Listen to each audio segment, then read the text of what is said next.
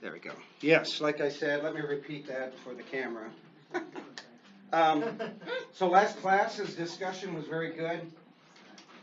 We hammered out a lot of good stuff for your own thinking and investigation and discovery. That's what this is about. If we're going to write, we have to have something to write about. That's kind of the point of this.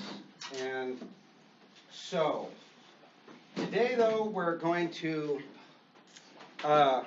channel our efforts into taking what we've carved out, working with it in terms of thesis statements, introductions,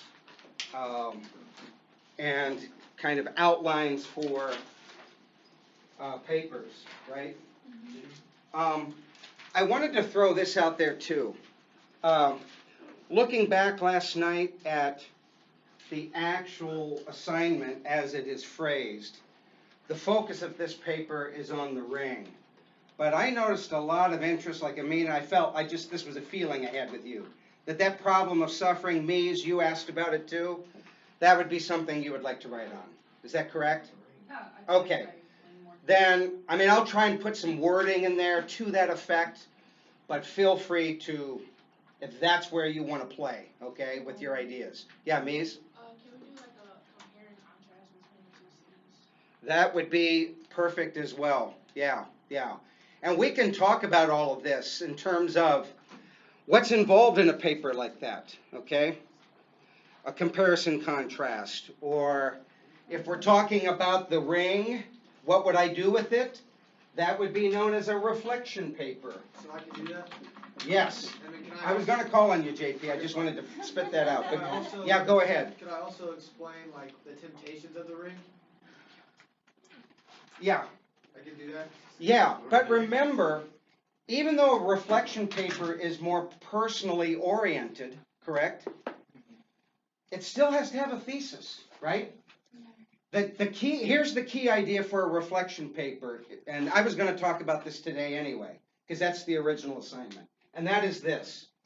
It can't just be about you. It can't just be about yourself. You have to connect it in ways that where you are making a more universal statement about human nature itself. So In other words, you're using yourself as an example. Does that make some kind of upfront sense?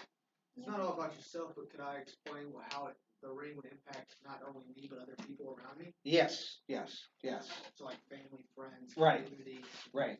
That sort of Because thing. like in the story, he takes over the whole, he like kills, he takes over like the kingdom. Right. And how does that affect, and then that affects everyone. Right. Sex, murder, power. Remember? That's how he used it. If you've seen do you know who Kevin Bacon, the actor, is? Yeah. I really like this actor. He's in a gazillion films, as you may know. But he did a version of The Invisible Man where he plays this mad scientist, right? Who somehow, what's that? I think you've already told us this. Yeah, but I'm bringing it up again because where does he go? That character. Sex and murder, right? And kind of in his own science-oriented way, power, right? Right? Because he wants to sell this, right? Or if I remember, right? So my point in bringing this up again quickly as an example is I think Plato, through Glaucon, is plugging into a possible set of universals, right? I think especially, I hate to say it, but especially as applied to males, right? Right? You give men the power of invisibility, how are a lot of them going to use it? I hate to say it, but there it is, right? Right? That's how strong that drive is, right? Unfortunately, right? Most people. So I'm just saying, it's pretty. There's a dark side certainly to this material, right? Believe me though, if we were to have time to read this whole book, you would realize Plato has an idealistic, optimistic side too. He believes human beings can become virtuous and overcome this dark side. Okay? But again, we're still laying out the problem, right? Or problems, related problems that the rest of the book is going to try and resolve, right?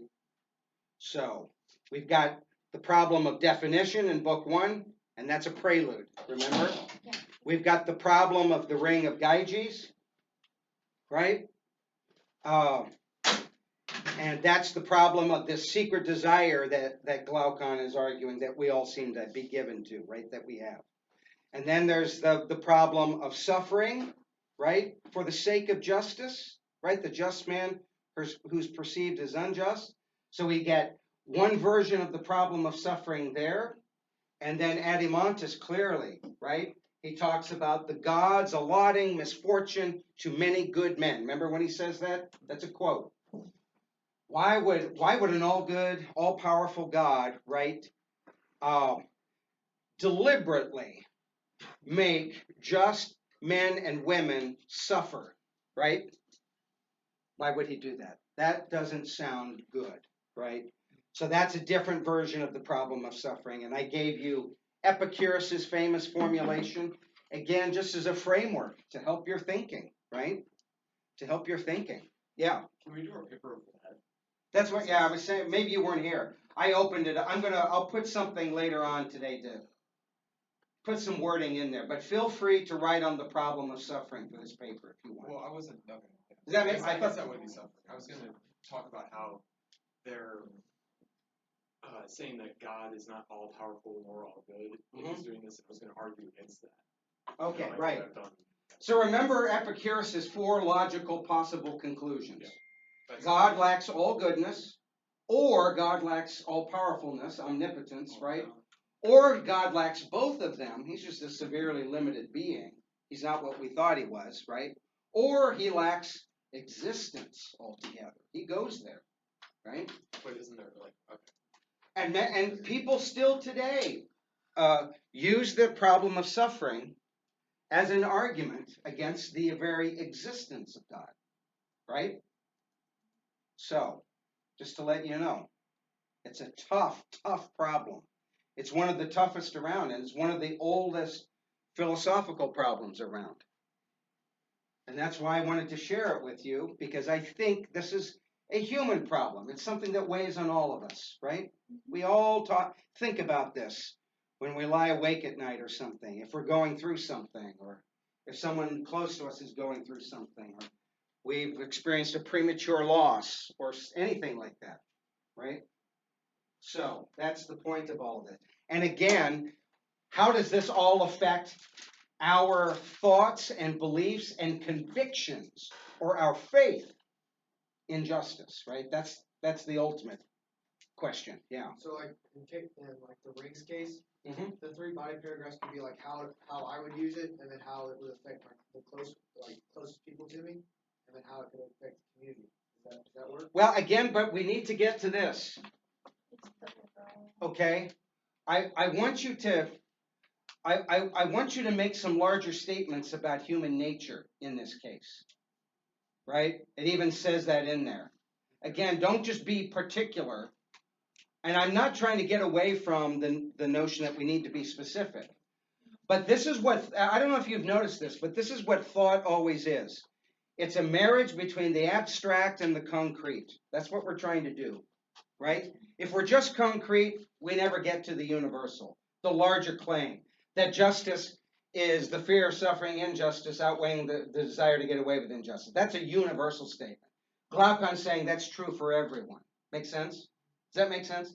Doesn't mean he's right, but that's the claim. That's the nature of the claim, right? And then to make it concrete, right? He talks about the 2 stories, right? He uses those as concrete examples of what he's talking about. Make sense? And so that's what thinking is. It's marrying the concrete with the abstraction, with the universal. Okay? And we don't want to just be universal either and never tie it down either. If Glaucon just stopped with his definition and didn't give us the stories, his argument would be much less effective. Agreed? Yeah. See what I'm getting at? So that's, yeah. So feel free to shoot me something, JP, early if you want me to take a quick look at it, okay? but don't just remain in the particular. Amina, you had your hand up.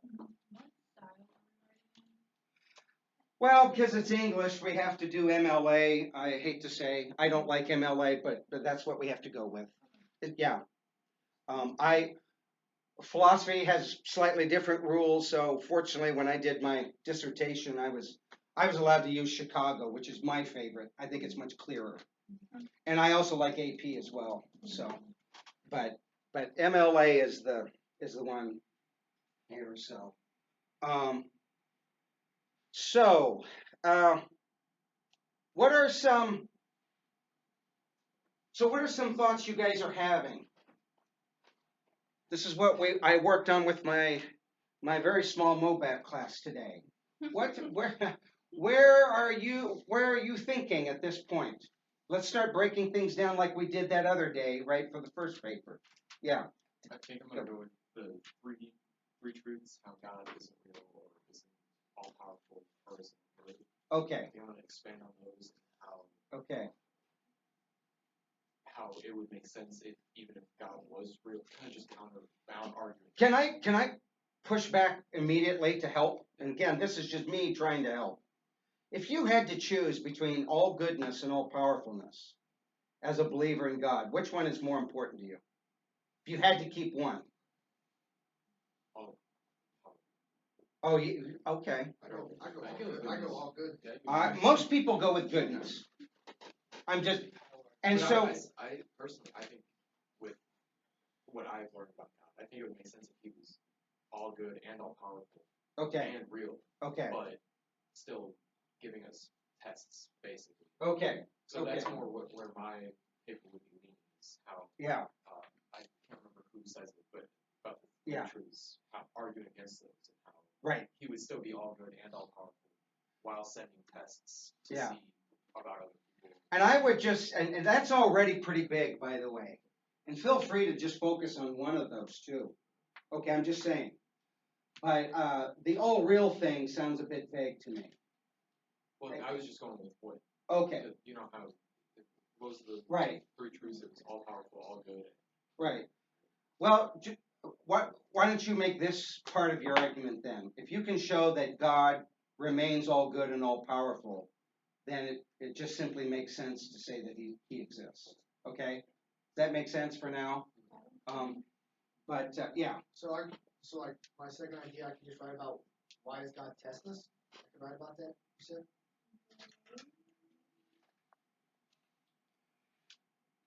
I'm hesitating because I think you're on the verge of kind of a more interesting breakthrough idea.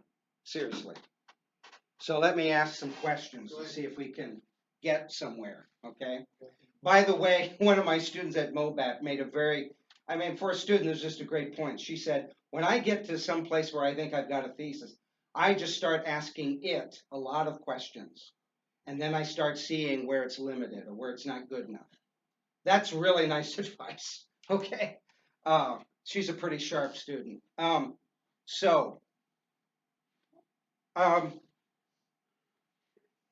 You're talking about God testing on the one hand, and but your other context is the ring as a test. That'd be two different things. They're not the same. But can you put them together somehow? That was my immediate question, actually. I'm wondering if you can merge them, that would be a test. That would be a test from God. Doesn't God test us through the ring? For sure. In a sense. What did I tell you in class? Don't we actually possess the ring realistically in a way? Because we all have that power to deceive, right? So the ring becomes symbolic of the human capacity for deception. God, this isn't just a fairy tale. This is a story that symbolically represents our power that each of us has. And this is interesting because if you remember, Thrasymachus says what about the unjust person? He or she uses force and or deception, right? Those are the two powers, right? Wow. So, do you see how that now we're getting to some place that's a little more interesting, JP, right? Yeah, I like how, like, why does God test us with the ring? Yeah. God does test us with the ring. In fact, He wants to see what you'll do with all the power. right. Isn't it interesting, in fact, in the fall of Genesis, if you want to make a connection there, right? And don't worry about the fact that we're talking about a silly piece of fruit. I think the fact that it could have been any number of things, right? God could have just said, no, don't do some X, right? And if you do it, the deal's off. We're not close anymore, right? So that's what's important, right? Well, so they eat the fruit. They, in their consciousness now, right, have disobeyed their creator father, right? And what immediately happens? Well, they realize they're naked and they're ashamed. And the second thing they do is they hide. Hiding is a form of guilt and deception, right? I want to hide, right? Does that make sense? So there is something very fundamental about the whole issue of deception here, I think, right? I've had many students in the past in these discussions who want to argue, well, I would use the ring for good. Gandalf makes the same point, if you remember in the Tolkien books, right? There's even this conversation in the movie, right? But he further goes, he says, but through me, this ring would work great evil. What he's implying there, if you go back and read the full book context, is that goodness doesn't use deception to work its purposes. Does that make sense? Isn't that interesting to think about? Now, goodness is never manipulative. And Davin, this may get to York, right?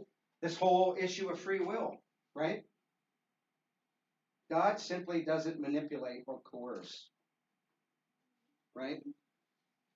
So, Is testing not a form of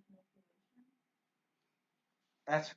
that's a really good question. What do you guys think about tricky. that? That is a trippy question. Isn't that kind of manipulative? Because he's manipulating you to do the right thing in order for whatever. Absolutely. But is he really manipulating you, or is he seeing what you do?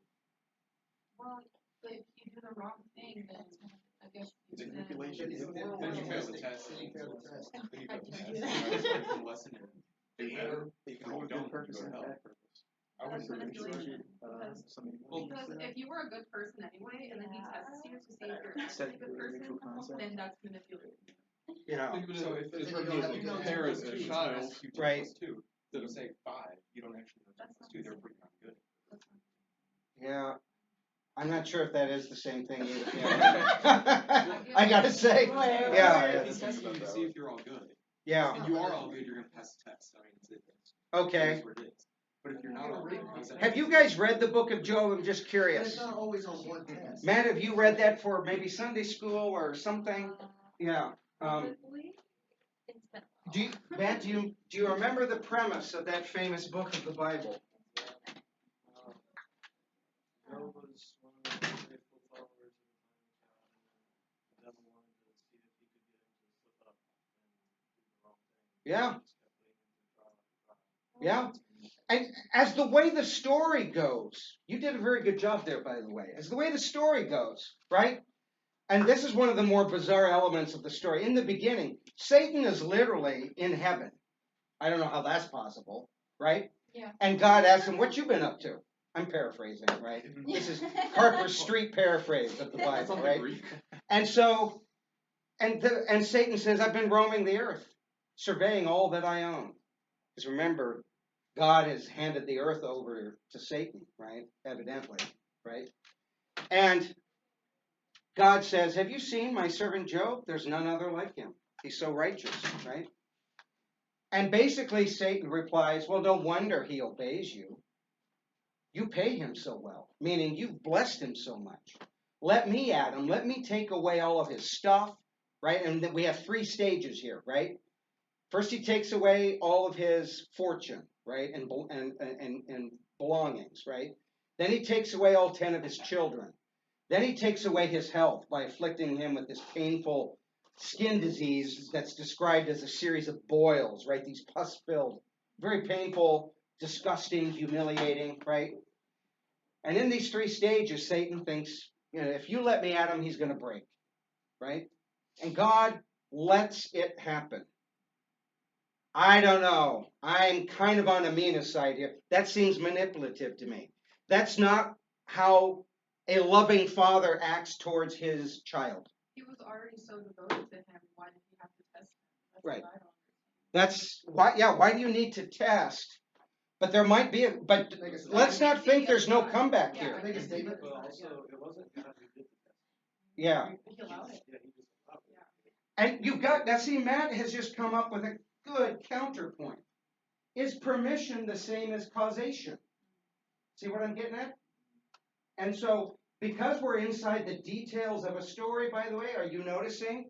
We are marrying the concrete with the abstract. Causation and permission are abstractions, but not in this context, right? Because we are dealing with a concrete story. Is this making sense now? This is what thinking is. Okay? See, this is what college is all about. This is what it's supposed to be, this kind of dialogue. JP, you had a remark, yeah. Isn't it almost the same thing as disciples? They were tested. Yeah. All of them failed too. They all failed. At the very critical moment, But right? at the end of the day, what did they do? After they realized they failed. This is I'm going through this topic myself right now in my own Bible study. The whole Acts thing where suddenly these disciples that showed nothing but lack of faith and weakness, right, in the Gospels, after the Pentecost, you know this event at the beginning of Acts, right? Right? Suddenly they turn into the boldest of people.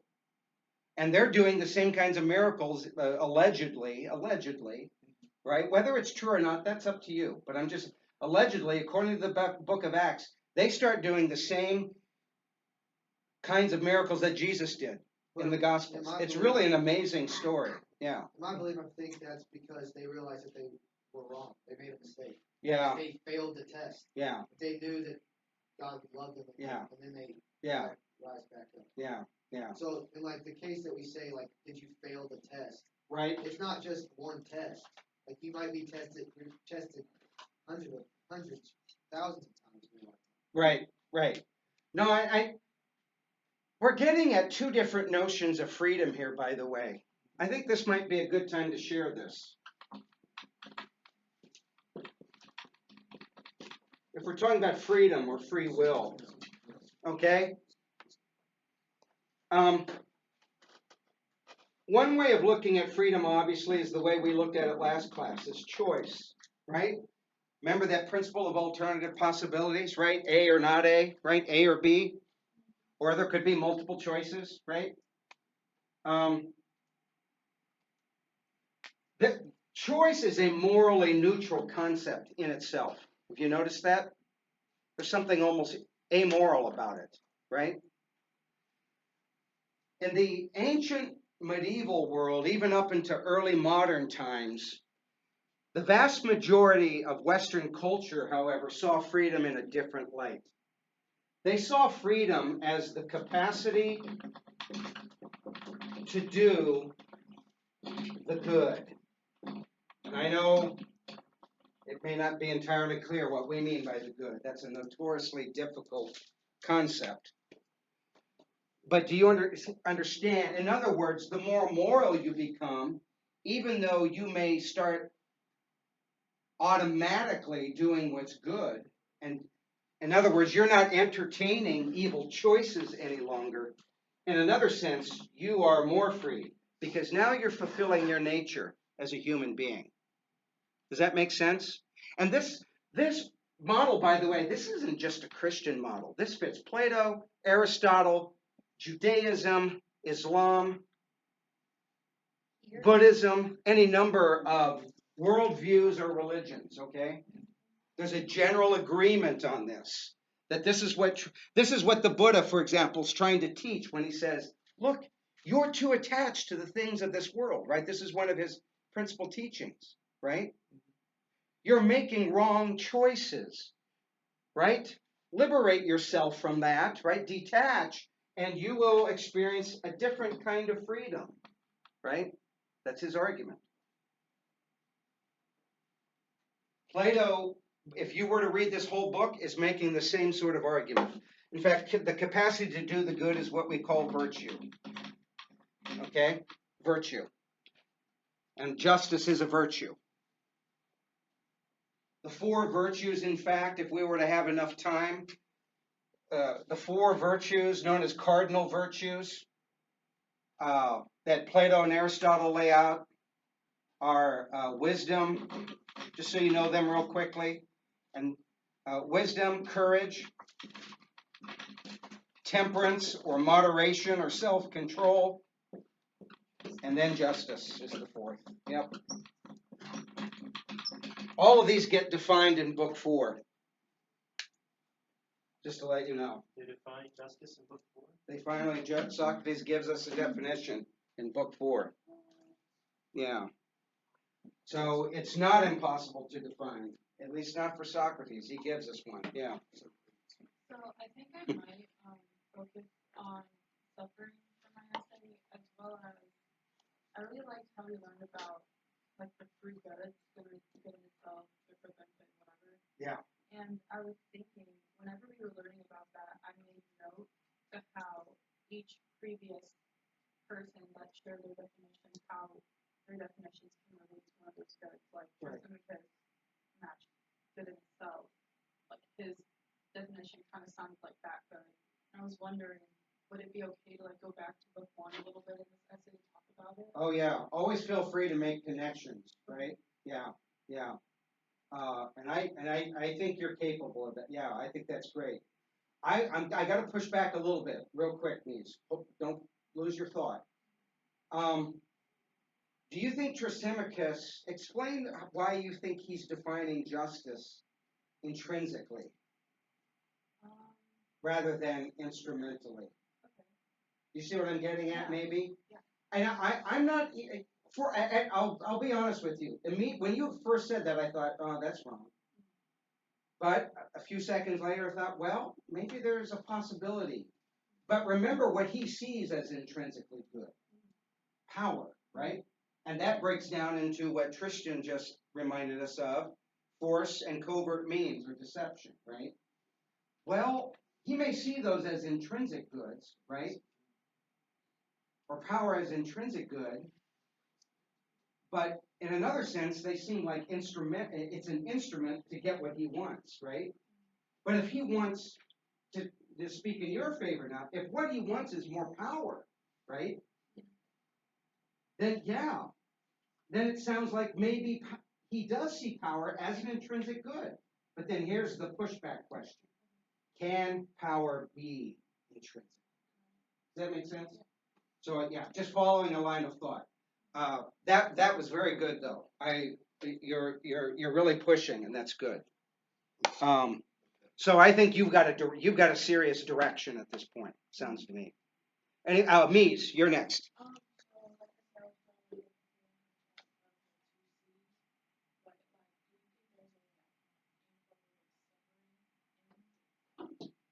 Yes. Now see, that's a wonderful. How about instead of just comparing and contrasting them in general, right? That's a good beginning. Okay, this is what I want to do because this is what I'm interested in. This is my topic. Don't quite have a thesis yet, though. But I'm also interested in this topic of suffering. So now I want to see if the class can get this. How can we marry these two topics to where Mies could come up with an actual thesis? Yeah. Which city has less suffering? Or more. Yeah, that's exactly what I was thinking. Does that make sense, Mies? Wow. That would be an interesting paper. Do you see how now you've got a carved out a finite territory, right? It's specific, and you're not going to be all over the place. Just focus on this question, right? Which city, and you can go with more suffering or less, depending on, which way you want to put it, right? Yeah. Remember, for example, as an analog, I asked the question, which city has more leisure time? And we found out, right, that ironically, or at least unexpectedly, surprisingly, right? The first city has more because logically speaking, the people there, the citizens there are working only for what they need, whereas the second city's citizens are working for what they need and what they want. So many of them are going to have two jobs. Sound familiar? For example, right? See what I'm getting at? Yeah.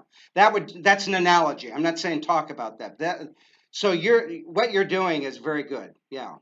And now you have a focus, right? Very good. Mackenzie? I was gonna, well, I kind of from like my direction, kind of talk about like appearance. We talk about appearance, dictates like aspects of our life, whether that's like in our faith or not. People struggle with that because we can't physically see, or like when we're our free will, our choices.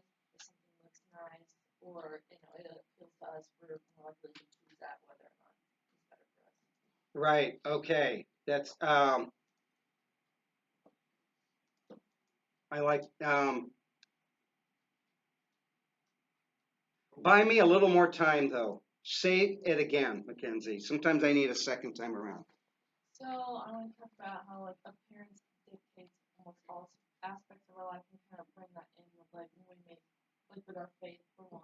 Right. Like there's a lot of suffering we talked about. Right. That. Appearance wise, that can kind of affect our faith and how strong we are with that. Right. With like the two cities, obviously the city of luxuries like appears to be nicer and like we want more than like what we actually need. And as well, like the city of necessity is probably going to be better for you, but appearance-wise, you would choose. Right. Okay. You did say something that worried me a little bit, and that's why I needed you to repeat. You said early on, appearance seems to dominate or something all aspects of our lives. Is there a problem with all aspects? See, we need to tie that down. That's too varied, right? Yeah. All plus a plural word oftentimes means we're en route to a thesis, but we're not there yet. Does that make sense? So I like the fact that you want to deal with the oldest problem in philosophy, appearance versus reality. And it sounds like you want to do what Mies wants to do. You want to compare the two or contrast the two cities too, but on a different line, right? But appearance and reality itself is still fairly broad. So is there a particular kind of appearance or set of appearances that we can tie this down to? Does that make sense? Okay? Yeah. For example, again, analogously, the second city appeared to have more leisure time. When you first ask you, well, certainly, right? Just like it appeared to be the case that the one who desires to rule is the better ruler. Oh, but on second thought, right? Yeah, right? Yeah. And I think this is getting at the distinction between desire and reason. Desire always makes us leap first. Have you ever noticed that? Oh, desire is what makes us think, oh yeah, I want the second city. It's got relishes, right? But upon second thought, that's our reason kicking in at that point. That's our reflectiveness, right? Kicking in. Oh, on second thought, yeah. The one who doesn't desire to rule. On second thought, yeah. The first city has more leisure time. See what I'm getting at? So maybe that'll help if you keep that in mind. Okay. Yeah, very good.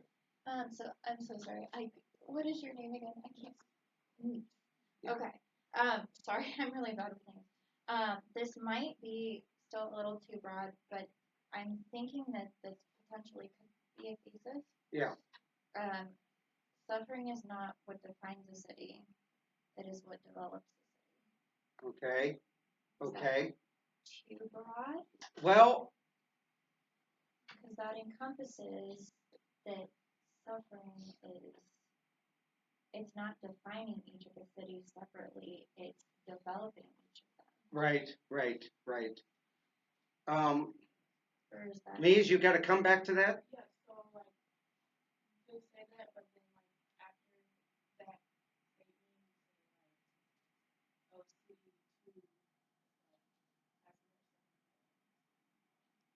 That's what I was thinking, Mies. Very good. See, we're having a dialogue here. No, this is good. Okay. It's the second city that has more suffering. What's characterizing the kind of city, though, Mies, in that second city? Are you going to have at least some suffering in the first city? Sure. It's the human condition, right? And I'm sure that Plato recognizes that, right? You can't entirely escape it. But why is the city of necessity designed in the way that it is? You could, and I think this is totally fits your paper, Mies. The first city, if we're going to have suffering, let's let it be the kind of suffering that is, and this is where Annie's point might be well taken now. Let's let it be the necessary kind. This is the city of necessity. The principle of necessity guides it in all ways, including the way it suffers. Make sense? Whereas what kind of suffering, by contrast, do we find in the second city?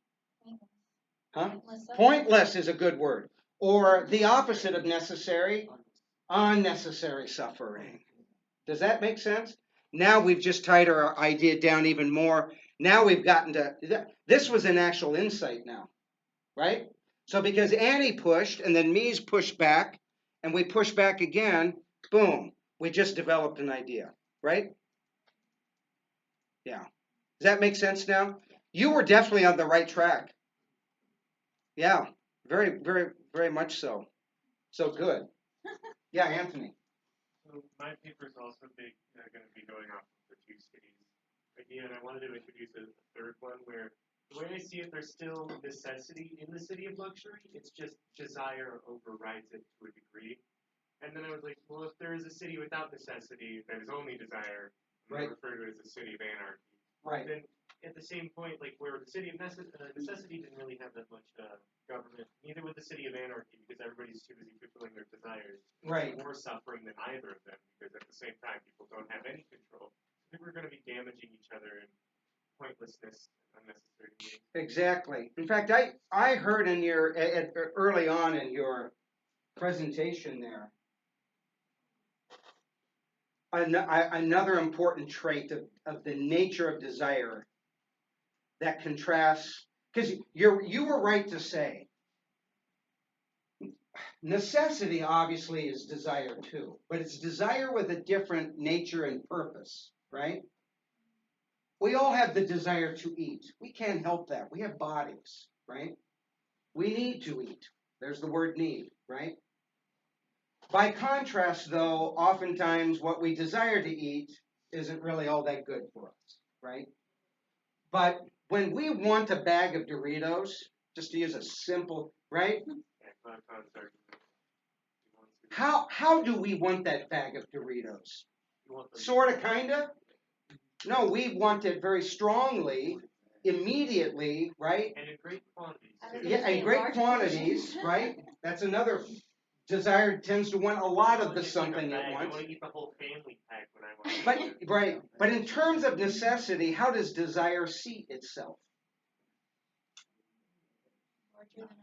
As necessary, right? In fact, this is reflected in our everyday language. I do this all the time. I said this to a friend of mine just the other night. A friend of mine named Steve. He's one of my beer buddies, and he's even though he's a businessman, he's one of the most well-read guys I know. I love talking with him. And I said, Steve, I need a beer. I've had a long day. I need a beer. Is that logically true? No. No. But that's what my desire is, right? Right? My desire for a Guinness, right?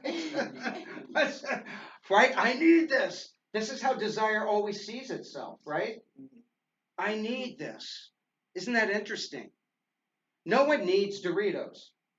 And yet when we want those Doritos, desire presents itself as a need. So, Mackenzie, this fits your paper now. How so? You're talking about appearance and reality. Yes. Well, appearance obviously ties in with desire. Desire often parades itself to appear as a need when it in reality is not. See how that ties in? That would be a good, yeah. No, that I really like the way you presented that, Anthony, but I hope that helped there. Even. Desire always, I need a donut, right? All these things that desire wants are often presented as needs, right? So. Oh, yeah. When oh, I remember. I have memories. They're kind of vague now, of course, but going with mom to the grocery store, right? And you get in that cereal aisle. Oh, you're like, I need these Lucky Charms. I need it. Yeah. Mom, we need to buy some Captain Crunch. You know. I wasn't even about to say it. Kind of guys. Well, you already took my favorite cereal. We all know that Lucky Charms is the greatest cereal of all time. Yes. But Captain Crunch is second, I think. No, Captain Crunch made me Especially if you sick. listen to I it. can't eat that stuff. Hurts your mouth though. Right. So eating tiny knives. Like I want to do that. Yeah. The chocolate chip cookies. Yeah. Oh my God, yes. I do agree with Aaron. I mean, Captain Crunch, I always like to let it sit in the milk for like 30 seconds. Then it gets the right crunchiness, right? I don't like to eat it right away, but You don't like the pain and suffering. That's worth well, the it's pain. super crunchy. Stay right. That's why I don't eat pita chips. Pita chips are like, I call them concrete, or chips of concrete. I feel like I'm going to break a tooth if I eat these things. Holy crap. I don't know if they're just stale chips that someone put in a bag or Yeah. they're actually a product. Right. I'm looking for my other. No, I thought I had two other. They're not in my pocket. It's so weird. I lost my other two. Oh well, I'll find them later. Your markers? Markers, yeah. Aren't they right there, purple and blue? Oh, there's that. I never put them there. That's why I couldn't find them. Thank you. Ah, Which two colors? yeah. You know how I like different colors. All right, who wants to go next? Phil, I mean, this is good. And even just seeing these examples, right, as a class, working through these main ideas, right, and breaking them down a little bit, seeing the direction the paper can take off into. That in itself is so helpful, right? Just seeing that. But who wants to go next here?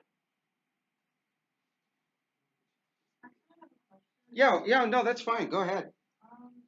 So I think we're kind of leaning towards more saying like justice cannot be good for the cause of suffering. Could you kind of help me come up with like an actual way to Justice cannot be good when it causes suffering. Okay. like I don't know how to like lead with that because I'm trying to like figure out. Well, yeah, so, and you said you liked this framework already. It sounds like you're really big on the idea that the consequences have to be good too, right? Not just the intrinsic nature of the thing, but the consequences have to be good too. I think that I deal with this problem in the preface of my dissertation. And here it is, where I juxtapose the good and power. Okay? Let's face it, all too often, goodness seems powerless. And that's why we don't like it. Does that make sense? I'm not saying that makes power better. I'm just saying that's something I wrestle with too. Right? That's why when I ask students, if you went around being good all the time, what do you think would happen? Invariably, students say, well, I'd get walked, I'd be taken advantage of, get walked all over, right? And that's why people generally don't devote themselves that way. And so most of us are not tyrannical in our thinking like Thrasymachus is.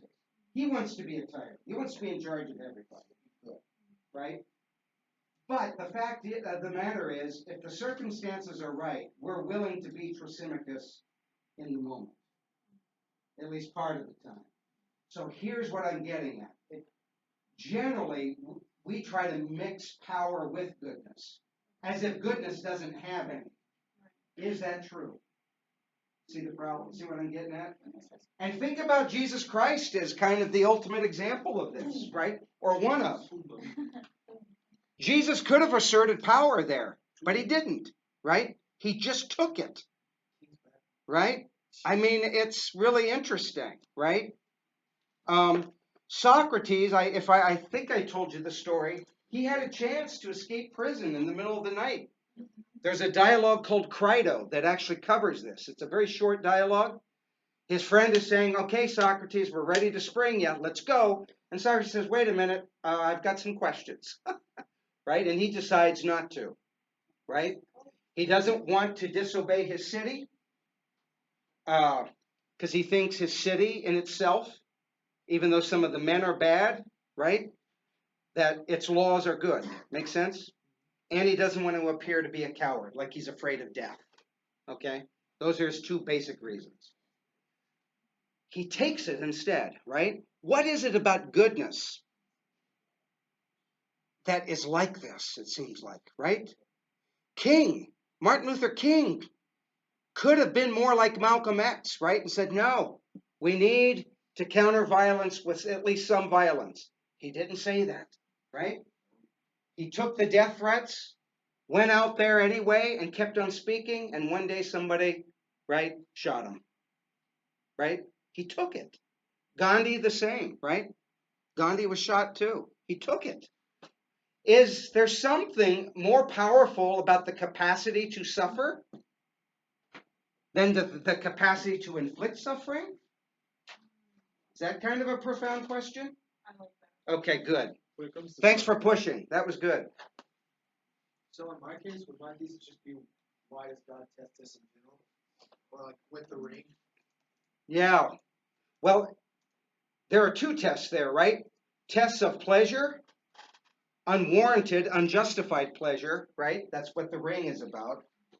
And tests of pain or suffering, right? That's what Glaucon's second story is about, right? So the first one's test of pain, what's the other one? No, the first one's the test of pleasure, Test right? of pleasure.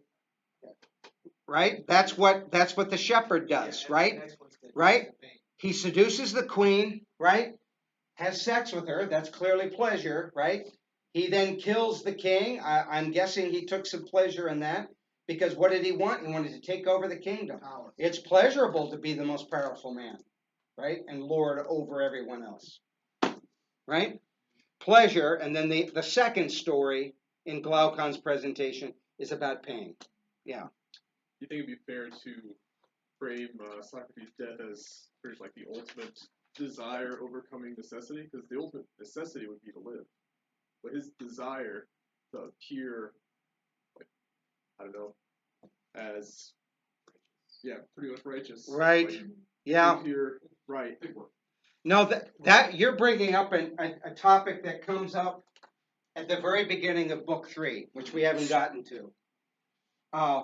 Where, okay, the context just very quickly is Socrates is laying out the qualities of a good guardian. That's the term he gives for the rulers we need in our luxurious city so that it can become more just, right? Okay. And one of them is one thing we want to cultivate in our good guardians, our just guardians, is that we want them to fear slavery, meaning moral slavery. Remember those mad masters, right? The desires, right? We want them to fear slavery more than death itself. Does that make sense? Yeah. It's kind of the issue of what we might call integrity today, right? One reason why the just man may persevere to the bitter end and give even his life for the sake of justice, even though he's suffering unjustly throughout the whole ordeal, is that he doesn't want to lose that which defines him or her, right? Does that make sense? Yeah. I think that's why you have moral heroes like the Buddha, like King, like Gandhi, like Jesus, like Socrates. Another one of my favorites, Thomas More. He's my favorite saint. If you watch the movie A Man for All Seasons, just in case you're interested. It's my favorite film. He was the guy who stood up to King Henry VIII, okay? When King Henry was being crazy and swapping wives all the time, right? If you know that story a little bit, right?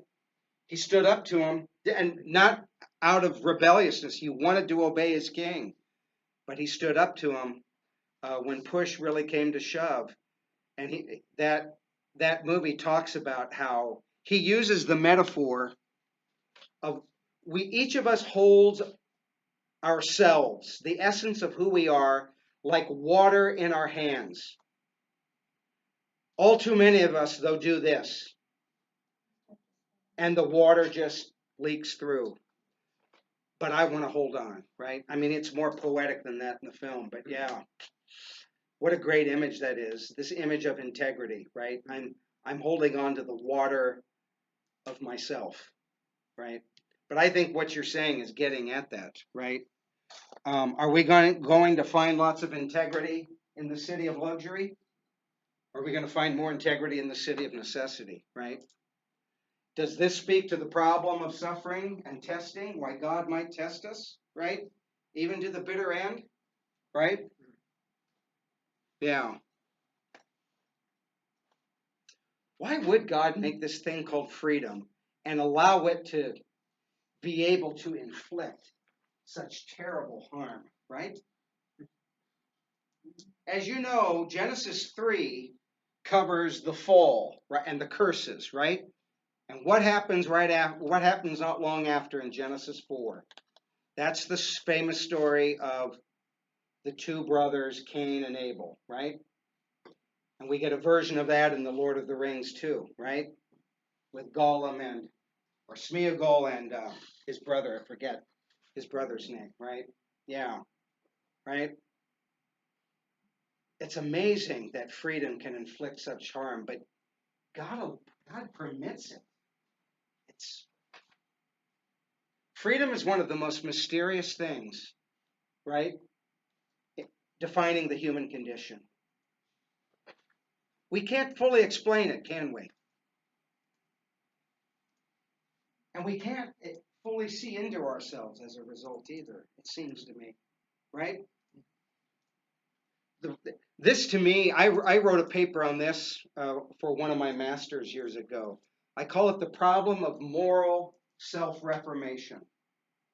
How does a self that is not very moral start to reform itself and improve itself? Because if it's the self that's sick, right, it also has to play doctor, right? How can it do that if its judgment isn't very good, right? Seems like we need outside help for that. And that goes into like Aristotle's virtue ethics. Yeah, yeah. We have to have an inherited moral teacher or right. someone else who's inherited these morals from somebody else, and right. so on. And so on, right? Or Augustine reflecting some of Paul's statements in his letters, in Augustine's famous book Confessions, where he says, how are people going to know about the light of the world, meaning Christ, right? Unless someone tells them, right? How can they know without a preacher, right? They can't just manifest. No, they can't just manifest it, right? Yeah. So, yeah. How much could we actually know about God if there was no Bible? That's an interesting question. Yeah. So, and again, when I talk like this, I'm not saying, because I know some of us, I still struggle with theistic belief, believe me. And I think I think we need to take this problem of suffering very seriously, right? It is the most serious objection to God, I think. And very understandably so, right? So, yeah.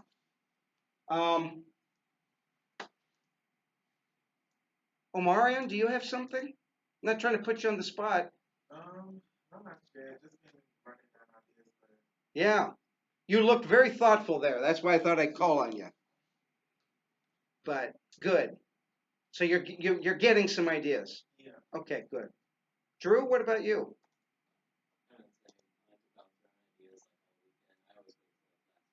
Yeah. You're percolating.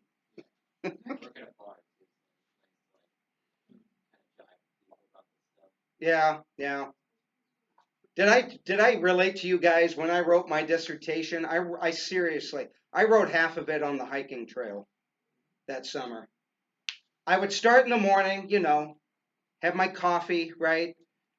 and then I'd eat some lunch, and in the afternoon I'd go for a long hike, and then and I'd come back with all these rehearsed ideas, and I'd write several more pages at night. That's how I did it, day in, day out, till you get it done, because you just got to push through on something like that, you know. But yeah, if a bar works, yeah, I could see how, yeah.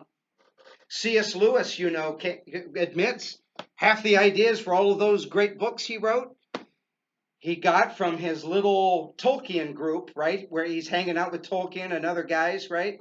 And they're drinking Guinness and smoking cigars, right? And that's where he came up with a lot of his ideas. Amina? So I kind of like have a question now that I'm asking myself, Okay, sure. but I don't really know like how to form a thesis from it. So Okay. right now I have, is it more justified to allow yourself to face suffering while doing good or to create suffering for your own good? Like I don't know if I can make a thesis from that. Say that one more time. Is it more justified to allow yourself to face suffering while doing good or to create suffering for your own good? Great stuff. Okay.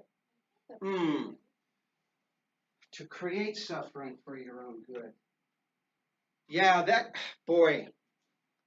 that's interesting in the fact that, as you know, there have been periods in the church's history, right, where certain certain monastic orders, for example, I'm just trying to throw out an example of the latter in your question there, where the whole setup was to deliberately put you, the monk or nun, right, through some deliberate suffering to discipline yourself, right? Yeah, and we get into vows of chastity or extreme vows of silence. For example, the Trappist monks. You know this order? I had to think for a moment the name. The Trappist monks, and there are Trappist monks today. They allow themselves speech one afternoon a week. To my knowledge, I think that's the rule. The rest of the time they have to stay silent. If you want to see a documentary that literally shadows their lives for a couple of hours, it's a movie called Into Great Silence. It would probably bore most people. In fact, I remember people walking out when I watched it in the theater years ago. But it's very interesting. It gives you a sense of what that way of life would be like. But I'm bringing this up because, there are other extreme versions wearing hair shirts, like these very scratchy steel woolen kind of clothing, right, that would dig into your skin, right, and sometimes even cause bleeding. Or there was a group during the Great Bubonic Plague of the 14th century that developed. They were called the flagellants because they would literally take whips and flagellate themselves, right? Those kinds of extremes, I don't know if that does the kind of good intended or if it's just twisted, you know? Thomas More, the guy I mentioned a moment ago, was very much against that kind of thing. The movie, he talks about this. We should not go out of our way to create suffering for ourselves. On the other hand, are there disciplines that we can engage in that help wean us from our unnecessary desires? Does that make sense? On the other hand, is there anything wrong with fasting now and then, right? Or with putting yourself on a fairly strict diet, right? Or just or having a season of Lent, as you know, right? Once a year for several weeks. Can you just give up some things, right? For the sake of your Savior and for the sake of your own spiritual life? I know in the past, and I'm not trying to brag, just trying to give some ideas of what I'm talking about. And I felt like it did do me some good, but I've had Lents where I don't watch any movies or television from whenever, Lent starts to Easter, right? I just don't. I don't listen to pop music. I don't eat any dessert. I cut out alcohol. And that's a big one, as you know. I love my Guinness. I had a couple of Guinness last night.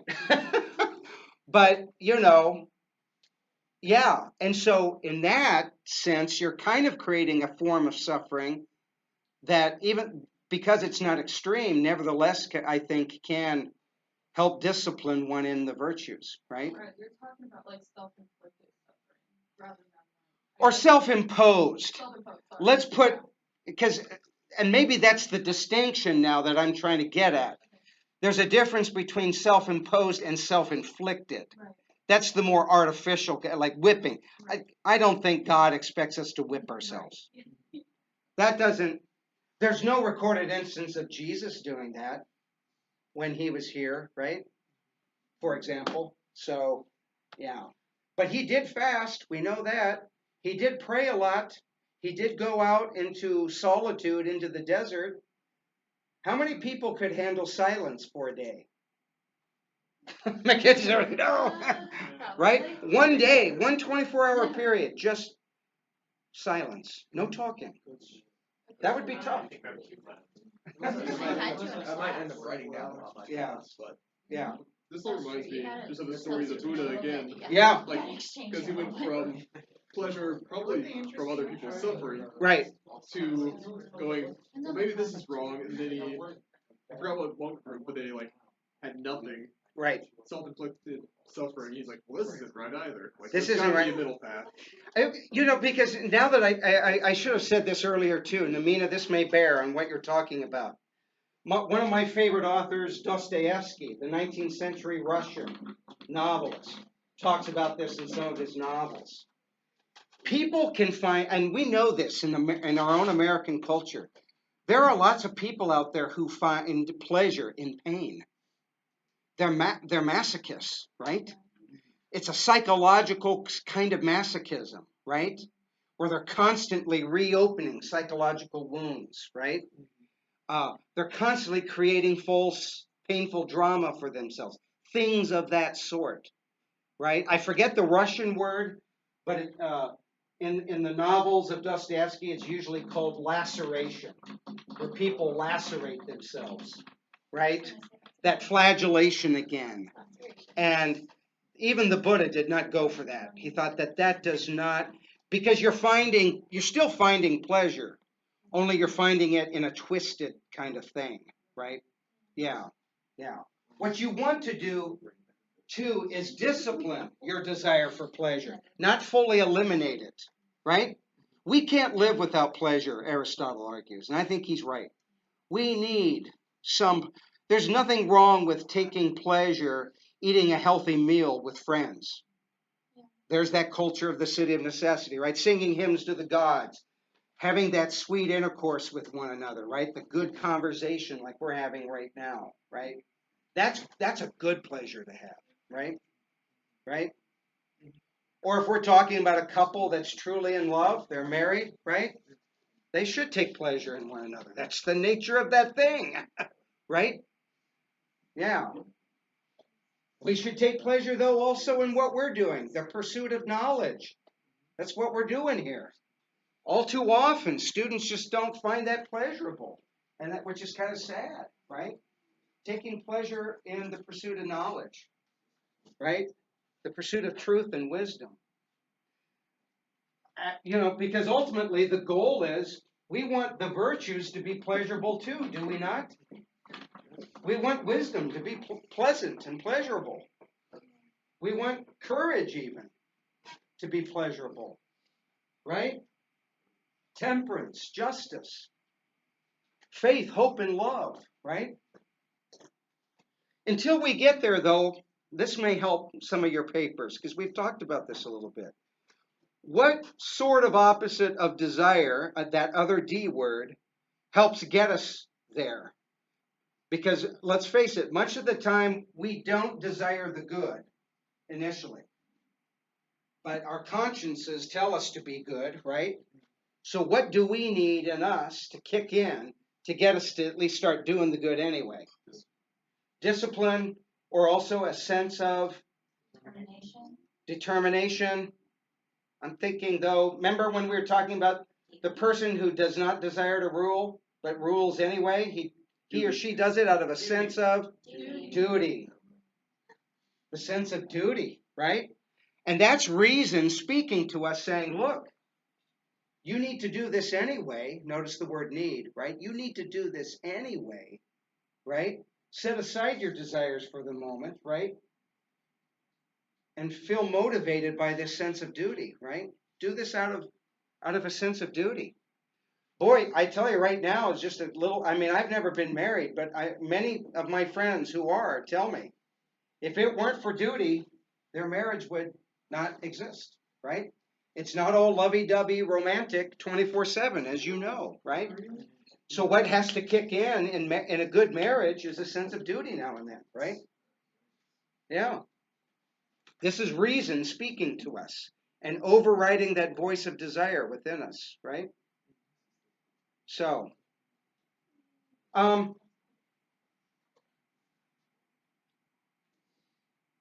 we have just a few minutes, and my mind is so full of ideas.